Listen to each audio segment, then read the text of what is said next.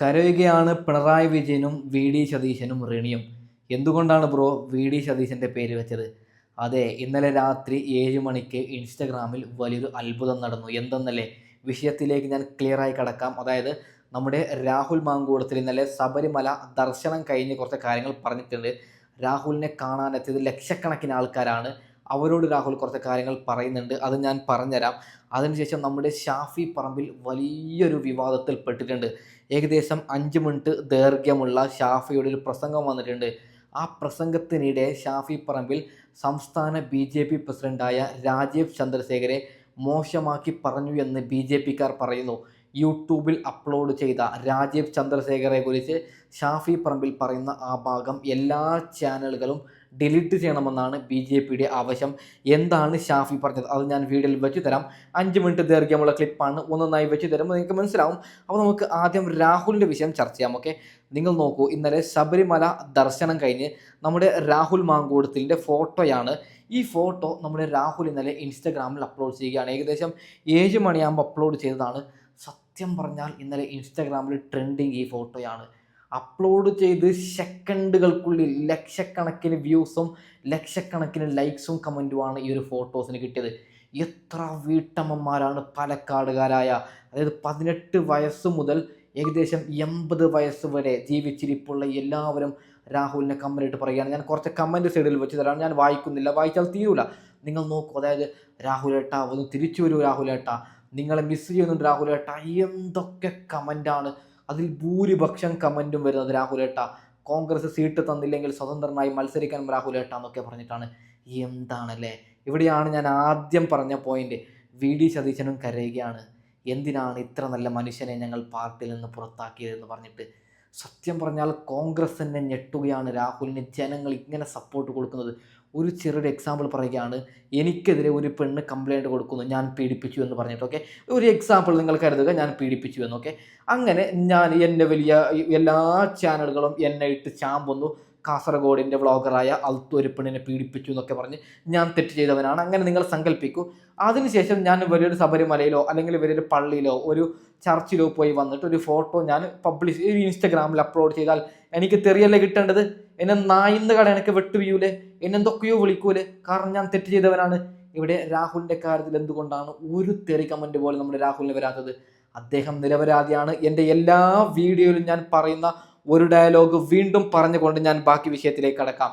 അതായത് പൊന്നു പ്രേക്ഷകരെ, ഞാൻ ഇലക്ഷൻ കഴിയുന്നത് വരെ ഈ ഡയലോഗ് പറയും. രാഹുലിനെ ചതിച്ചത് ആ പെണ്ണാണ്. വീട്ടിൽ ഭർത്താവുള്ള കാര്യം രാഹുലിനോട് ആ പെണ്ണ് പറഞ്ഞില്ല. വാ രാഹുലെ, ബെഡിലേക്ക് വാ എന്ന് വിളിക്കുകയാണ്. പാവം രാഹുലിനറിയില്ല ഇവളൊരു വിവാഹിതയാണ്. പാവം രാഹുൽ വിചാരിക്കുന്നത് ഈ പെണ്ണിനെ ഞാൻ ലൈഫ് പാർട്ട്ണറാക്കാം, എൻ്റെ ഭാര്യയാക്കാം. അതുകൊണ്ട് പാവം രാഹുൽ ശാരീരികമായി ബന്ധപ്പെടുകയാണ്. അതിനുശേഷം കുഞ്ഞ് വേണമെന്ന് പറയുകയാണ്. കാരണം ഇവൾ കുഞ്ഞ് വേണമെന്ന് നമ്മൾ പറയുന്നത് എന്തിനാണ്? നമുക്ക് ലൈഫ് ടൈം മുഴുവനായി ജീവിക്കാൻ വേണ്ടിയിട്ടല്ലേ. ഈ പെണ്ണ് ചതിയത്തിയെന്ന് നമ്മുടെ രാഹുലിന് അറിയില്ലായിരുന്നു. ഈ പെണ്ണ് ആരുടെ കയ്യിൽ നിന്നോ പൈസ മേടിച്ച് രാഹുലിനെ ട്രാപ്പിൽ പെടുത്തുന്ന വിവരം പാവം രാഹുലിന് അറിയില്ലായിരുന്നു. എല്ലാം പെട്ടതിന് ശേഷമാണ് പാവം രാഹുലിനകത്തത് അത് ട്രാപ്പ് എന്ന് സാധാരണക്കാരായ ജനങ്ങൾക്കും മനസ്സിലായി, പാലക്കാടുകാർക്കും മനസ്സിലായി. ഓക്കെ, അപ്പം ഞാൻ നിങ്ങൾക്ക് 2 ഫോട്ടോ വെച്ച് തരാം. നോക്കൂ നിങ്ങൾ, ഇന്നലെ ശബരിമല ദർശനം കഴിഞ്ഞ് രാഹുൽ വരുമ്പോൾ എടുത്ത ഫോട്ടോയാണ്. അതിനുശേഷം രാഹുലിനെ കാണാനായി എത്തിയത് ലക്ഷക്കണക്കിന് ആൾക്കാരാണ്. എങ്ങനെയാണ് അറിഞ്ഞത് രാഹുൽ ഈ ശബരിമലയിൽ വന്നു എന്ന്? അത് ചെറിയൊരു ഇൻഫർമേഷൻ ആരോ കൊടുത്തു. ലക്ഷക്കണക്കിന് ആൾക്കാർ വന്ന് അവിടെ സെൽഫി എടുത്തും രാഹുലിനോട് ചോദിക്കുകയാണ്, രാഹുലെ നീ പാലക്കാടിൽ മത്സരിക്കുമോ രാഹുലെ? കുറേ പ്രേക്ഷകർ രാഹുലിനോട് അഭ്യർത്ഥിച്ചത് എനിക്ക് 2-3 ഐഡിയിൽ നിന്ന് വന്ന മെസ്സേജാണ്. ഓക്കെ, നമ്മൾ പ്രേക്ഷകർ, എൻ്റെ സബ്സ്ക്രൈബേഴ്സ് എനിക്ക് മെസ്സേജ് അയച്ച് പറയുന്നതാണ്. നിങ്ങൾക്കും എനിക്ക് എന്തെങ്കിലും, അതായത് ഞാനിപ്പോൾ എന്തായാലും 3 മാസം ഇലക്ഷൻ തീരുന്നത് വരെ ഇലക്ഷൻ സംബന്ധിച്ച കോണ്ടന്റാണ് ഇടുന്നത്. അപ്പോൾ രാഹുൽ മാങ്കൂട്ടത്തിൽ വിഷയം എന്തെങ്കിലും ചർച്ച ചെയ്യണമെന്നുണ്ടെങ്കിൽ, നിങ്ങൾക്ക് രാഹുലിനെ കുറിച്ചോ അല്ലെങ്കിൽ വേറെ എന്തെങ്കിലും കാര്യം എന്നോട് പറയണമെന്നുണ്ടെങ്കിൽ എൻ്റെ ഫോൺ നമ്പർ ഞാൻ ഡിസ്ക്രിപ്ഷനിൽ കൊടുത്തേക്കാം. നിങ്ങൾ മെസ്സേജ് അയക്കും. ഓക്കെ, ഞാൻ ഫോൺ വിളിച്ചാൽ ഞാൻ ഒരിക്കലും എടുക്കില്ല, കുറേ കോൾ വരുന്നതാണ്. മെസ്സേജ് ഞാൻ ഉറപ്പായിട്ട് നോക്കുന്നതാണ്. അപ്പോൾ നിങ്ങൾക്ക് അത് ഞാൻ ഒന്ന് പറഞ്ഞത്. അപ്പോൾ നമുക്ക് 2-3 ഐഡിയിൽ നിന്ന് വന്ന മെസ്സേജാണ്. രാഹുലിനോട് അവിടെ ലക്ഷക്കണക്കിന് ആൾക്കാർ കൂടിയെന്ന് ഞാൻ പറഞ്ഞല്ലോ. അവരൊക്കെ ചോദിച്ചു, രാഹുൽ നീ പാലക്കാടിൽ മത്സരിക്കുമോ?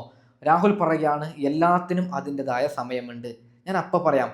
അതിനുശേഷം കുറേ പേര് രാഹുലിനോട് ചോദിക്കുമ്പോൾ രാഹുൽ പറയുകയാണ്, ഒരു കാര്യം ഞാൻ പറയാം, എന്നെ ഇഷ്ടപ്പെടുന്നവർക്ക് അതായത് രാഹുലിനെ ഇഷ്ടപ്പെടുന്നവർക്ക് തൃപ്തിയാവുന്ന ഒരു രീതിയായിരിക്കും ഇലക്ഷൻ സമയത്ത് ഞാൻ എടുക്കുന്നതെന്ന്.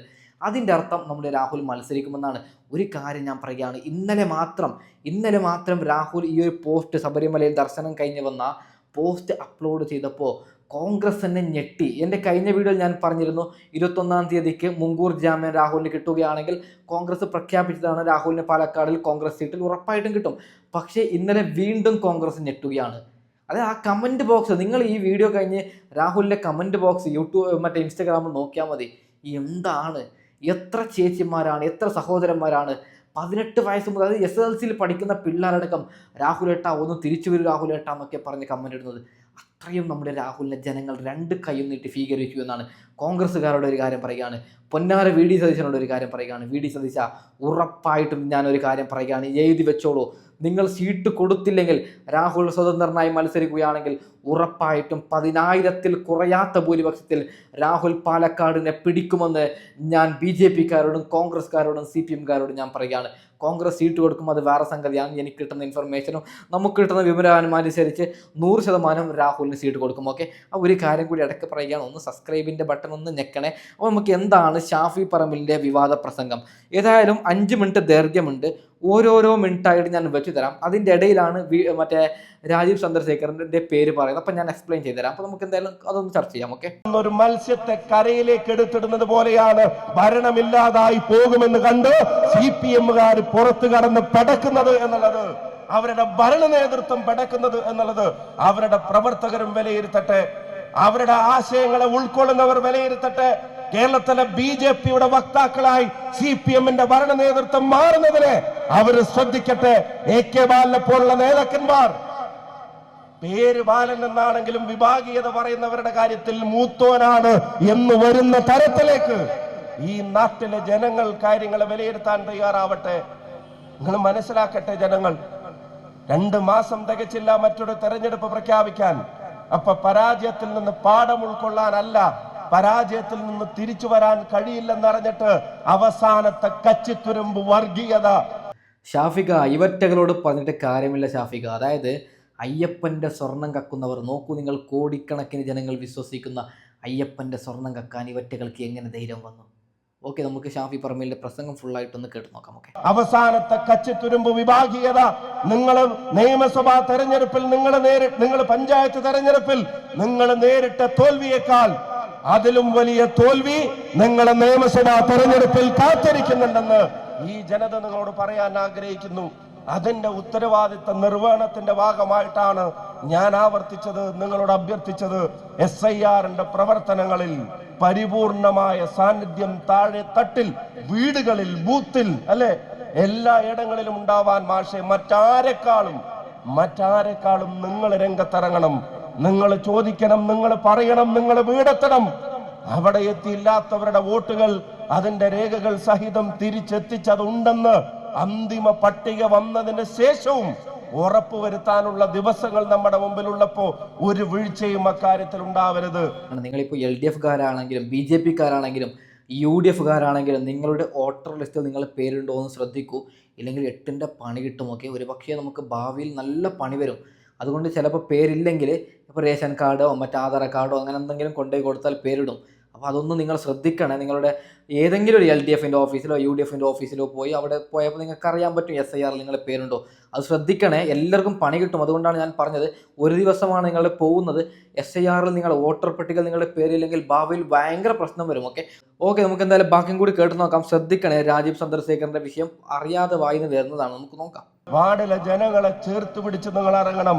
ജനാധിപത്യത്തിലെ ഏറ്റവും വലിയ അവകാശത്തെ, പൗരന്റെ വോട്ടെന്ന അവകാശത്തെ, അതിനെപ്പോലും കവരാൻ ഒരു സംവിധാനം ഇവിടെ നമ്മുടെ മുമ്പിൽ ഒരു വെല്ലുവിളിയായി നിൽക്കുമ്പോ അതിനെ ജനാധിപത്യ പ്രതിരോധം തീർക്കേണ്ട ഉത്തരവാദിത്വം പ്രിയപ്പെട്ടവർക്കുണ്ട് എന്നുള്ളത് വിനീതമായിട്ട് ഞാൻ ഓർമ്മപ്പെടുത്താൻ ആഗ്രഹിക്കുന്നു. ഒരു കാര്യം കൂടെ നിങ്ങളുടെ ശ്രദ്ധയിൽപ്പെടുത്താൻ ഞാൻ ആഗ്രഹിക്കുകയാണ്. 13-14 KPCC-യുടെ നേതൃത്വത്തിൽ ഒരു സമരം, രാപ്പകൽ സമരം തിരുവനന്തപുരത്ത് രാജ്ഭവന്റെ മുമ്പിൽ ഇവിടെ സൂചിപ്പിച്ചതുപോലെ തൊഴിലുറപ്പെന്ന ഈ നാട്ടിലെ സാധാരണക്കാരന്റെ പട്ടിണി മാറ്റിയ, അവന്റെ കുടുംബത്തിന്റെ അടുപ്പിൽ തീ പുകയുമെന്ന് ഉറപ്പുവരുത്തിയ, ഒരു ചെറിയ മരുന്ന് വാങ്ങാൻ ഒരാളുടെ മുമ്പിലും കൈനീട്ടാതെ അവർക്ക് കരുത്ത് നൽകിയ, പേരക്കുട്ടിക്ക് ഒരു 5 രൂപയുടെ മിഠായി വാങ്ങാൻ മറ്റു മകന്റെ വരുമാനത്തിന് കാത്തു നിൽക്കാതെ അവനവന്റെ കൂലി കിട്ടും അതിൽ നിന്ന് 5 രൂപയുടെ ഒരു മിഠായി വാങ്ങി പേരക്കുട്ടിയുടെ കയ്യിൽ കൊടുത്തിട്ട് ആ സന്തോഷം കാണാൻ കാത്തു നിന്നൊരമ്മയുടെ മുമ്പിൽ, കാത്തു നിന്നൊരു വീട്ടമ്മയുടെ മുമ്പിൽ, കാത്തു നിന്നൊരു സഹോദരിയുടെ മുമ്പിൽ അവർക്ക് കരുത്തായി മാറിയ തൊഴിലുറപ്പ് പദ്ധതിയിലെ ഗ്യാരണ്ടിയെയും അതിന് ലോകത്തിന്റെ മുമ്പിൽ കിടാവിളക്കായ ഗാന്ധി എന്ന മഹാത്മാവിന്റെ പേരിനെയും അതിനെ രണ്ടിനെയും തകർത്ത നരേന്ദ്രമോദിയുടെ സർക്കാരിന് കേരളത്തിലെ ജനങ്ങൾ മാപ്പ് നൽകില്ല എന്ന ഉറച്ച പ്രഖ്യാപനമായി തെരഞ്ഞെടുപ്പിനെ മാറ്റാൻ, ആ പാവങ്ങളുടെ അവകാശത്തിന് വേണ്ടിയുള്ള പോരാട്ടം അത് പഞ്ചായത്ത് തലത്തിലും ബ്ലോക്കിലും ജില്ലയിലും സംസ്ഥാനത്തുമൊക്കെ ഏറ്റെടുക്കേണ്ട ഉത്തരവാദിത്തം നമുക്കുണ്ട്.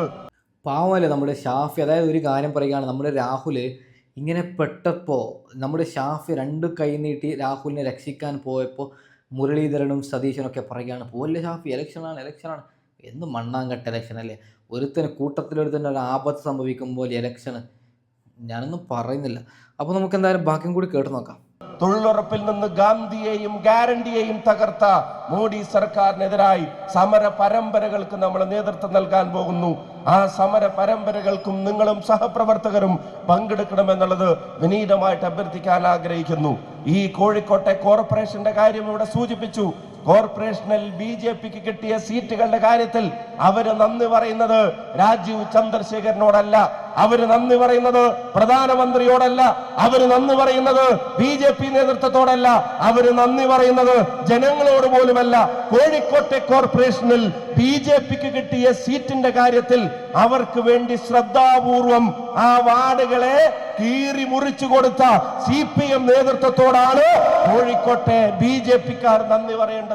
ഒരു സംശയം നിങ്ങൾക്ക് അക്കാര്യത്തിൽ വേണ്ട.